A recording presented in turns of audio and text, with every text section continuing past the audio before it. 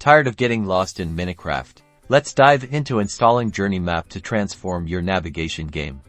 First, you need to ensure you have Minecraft Forge installed, which acts as the foundation for most mods. Head over to the official Forge website and download the installer that matches your Minecraft version. Double-click the downloaded file and select Install Client. Then confirm the installation.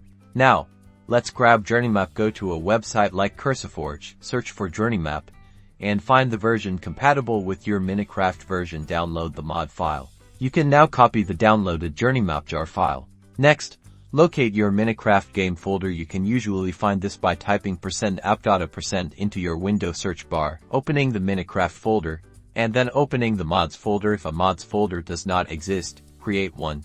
Now paste the Journeymap mod file into the mods folder. Ensure the file name ends with jar. Launch Minecraft using the Forge profile you installed and enjoy your new minimap, waypoints, and a world map. Explore your world and never get lost again.